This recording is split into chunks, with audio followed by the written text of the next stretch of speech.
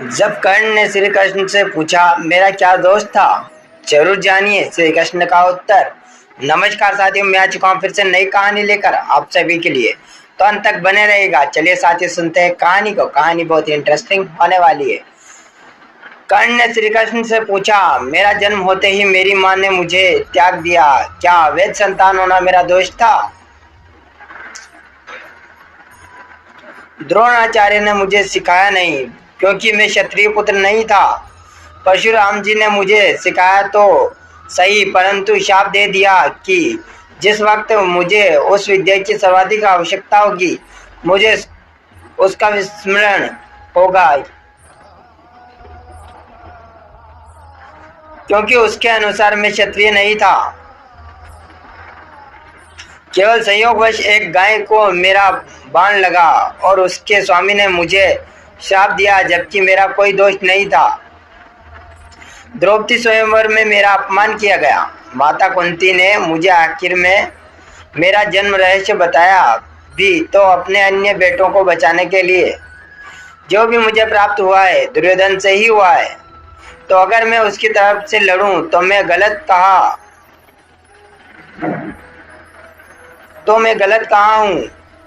श्री कृष्ण ने उत्तर दिया, कर्ण, मेरा जन्म कारागार में हुआ। जन्म से पहले ही मृत्यु मेरी प्रतीक्षा में घात लगाई थी। जिस रात मेरा जन्म हुआ था, उसी रात माता पिता से दूर किया गया। तुम्हारा बचपन खड्ग, रथ, घोड़े, धनुष और बाण के बीच उनकी ध्वनि सुनते बीता है। मुझे ग्वाल की गौशाला मिली, गोबर मिला और खड़ा होकर चल भी पाया, जिसके पहले ही कई प्राणघातक हमले झेलने पड़े। कोई सेना नहीं, कोई शिक्षा नहीं, लोगों से तने ही मिले कि उनकी समस्याओं का कारण मैं हूँ।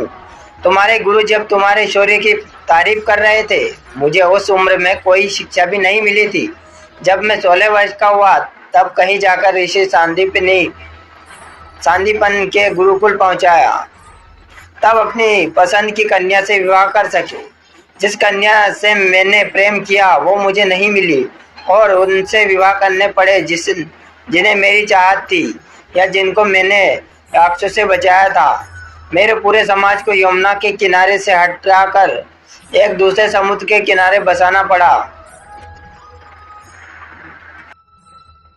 जरासंध से बचाने के लिए रण में पलायन के कारण मुझे भीरू भी कहा गया।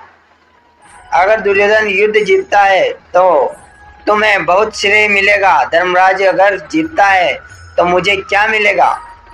मुझे केवल युद्ध और युद्ध में निर्माण हुई समस्याओं के लिए दोष दिया जाएगा। एक बात का स्मरण रहे कर्ण, हर किसी को जिंदगी चुनौतियां देती है। जिंदगी किसी के भी साथ न्याय नहीं करती। दुर्योधन ने अन्याय का सामना किया है, तो युधिष्ठिर ने भी अन्याय भुगता है। लेकिन सत्य धर्म क्या है, यह तुम जानते हो। कोई बात नहीं, अगर कितना ही अपमान हो, जो हमारा अधिकार है वो हमें ना मिल जा पाए।